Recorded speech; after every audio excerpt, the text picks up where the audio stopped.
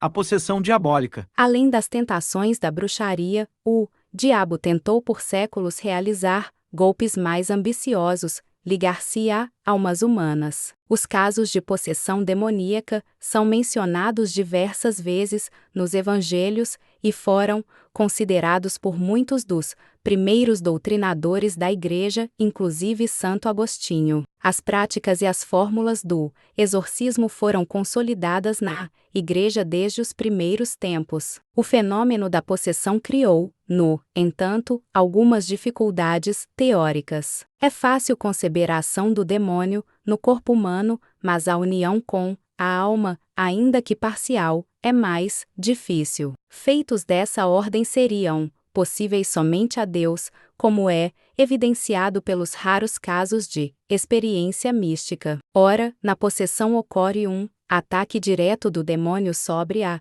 alma, alcançando algum tipo de união com ela. Todo o problema da relação entre o corpo e alma estava em jogo nesta questão. Pierre de Berulle, mais tarde, cardeal, o fundador da Congregação Oratorium na França, publicou cm 1599 um tratado sobre os energúmenos, onde defendia a realidade da possessão contra naturalistas e céticos. Afirmou que os casos de possessão tornaram-se mais frequentes desde o momento da encarnação, pois a maior ambição de Satanás é imitar Deus e realizar a união hipostática por conta própria. A possessão é um evento antinatural, no qual duas almas se fundem, por assim dizer, em uma única alma, união que resulta antes do ódio que do amor. Considerando-se a corrupção humana após a queda, cada um de nós pode ser vítima destes pérfidos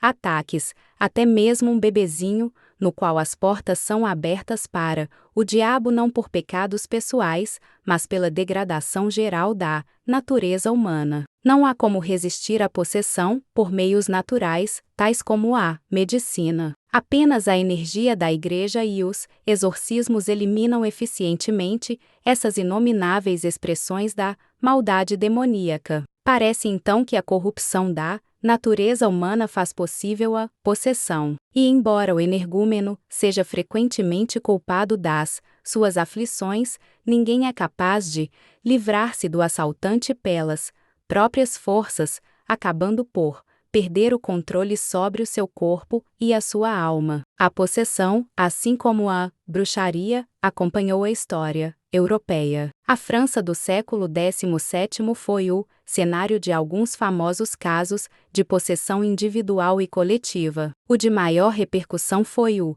eficiente ataque do diabo no convento das Ursulinas em Loudun, nos anos 30. Dois dos atores principais do drama descreveram-no em detalhes, Madre Joana dos Anjos e o exorcista principal, Padre Jean-Joseph Surin, da Companhia de Jesus. Os atormentadores da Madre Joana incluíam-se entre os mais elevados dignitários da hierarquia infernal a partir do próprio Leviatã. Um deles, o Sacaron, demônio da luxúria, foi forçado a um juramento e confessou aos exorcistas vários segredos das zonas infernais. Foi então revelado que a causa imediata da revolta dos anjos e sua queda foi a informação transmitida por Deus de que pretendia assumir a forma humana. Os revoltados recusaram-se a curvar-se em adoração diante de uma figura humana. A teoria de que a queda dos diabos teria por causa o ódio a Jesus era já conhecida na teologia católica. Foi defendida por Francisco Suárez, entre outros. Pela mesma fonte somos também informados sobre o número dos demônios, os mais elevados na hierarquia, e serafins, chegam a 30 milhões. Os inferiores são em menor número. O livro de Surin é digno de nota, porque é o mais próximo, em toda a literatura, daquilo que poderíamos chamar um relato de primeira mão. Depois de uma batalha bem sucedida com o diabo, Surin tornou-se objeto da fúria diabólica e foi possuído por 20 anos. Conhecemos também em detalhes a história do seu sofrimento graças às suas cartas e memórias. Revelava nelas uma personalidade dividida, Uma parte da sua alma fora violentada e possuída pelo diabo, enquanto a outra permanecia em união com Deus. Fonte: Religião e Sociedade, outubro de 1985.